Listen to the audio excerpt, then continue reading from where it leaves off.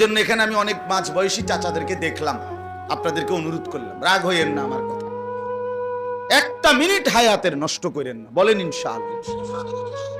রাসূলুল্লাহ সাল্লাল্লাহু আলাইহি ওয়াসাল্লাম বলছেন, আল্লাহ তাআলা যাকে, মুসলিম শরীফের হাদিস, আমি বহুবার বলছি, নবীজি বলছেন আল্লাহ তাআলা যাকে দীর্ঘ হায়াত দিতে দিতে 60 বছর পর্যন্ত পৌঁছাইছেন, আল্লাহর কসম নবী বলেন, যদি 60 বছর বয়স্ক কোন লোক আল্লাহর নাফরমানি ছাড়তে পারে নাই, জাহান্নাম থেকে নিজেকে বাঁচাইতে পারে নাই, আল্লাহর ইবাদত করে জান্নাতের পুঁজি কামাই করতে পারে নাই, আল্লাহর নবী সাল্লাল্লাহু আলাইহি সাল্লাম বলেন, হাসরের ময়দানে ওই ব্যক্তিকে দাঁড় করিয়ে আল্লাহ তাআলা কোনো কথা বলার সুযোগ দিবেন না, বরং দাঁড় করাইয়েই ফিডা শুরু করবেন।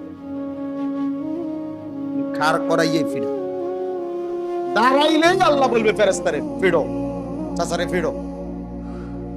হ্যাঁ হ্যাঁ চাচারে ফিডো, চাচা মরার আগের দিনও বিড়ি খেয়েছে, ফিডো।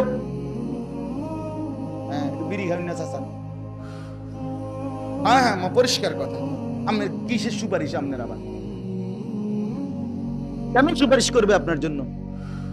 নবী সাল্লাল্লাহু আলাইহি সাল্লামের কাছে আপনি সুপারিশের জন্য যাবেন, আল্লাহর নবী সাল্লাল্লাহু আলাইহি সাল্লাম জিজ্ঞেস করবে না সুপারিশ কি মামুর বাড়ি?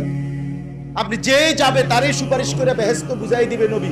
নবী এটা নি বলছে, কথা বলেন না, ইনসাফের কথা বলেন।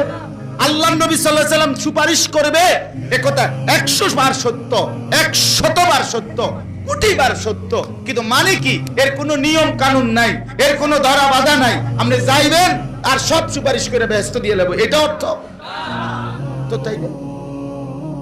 রাসূলুল্লাহ সাল্লাল্লাহু আলাইহি ওয়াসাল্লাম জিজ্ঞেস করবে না, উম্মত আমি কোনোদিন একটা কাঁচা পেঁয়াজের গন্ধ সহ্য করতে পারি নাই, আমি একটা কাঁচা রসুনের গন্ধ সহ্য করতে পারি নাই।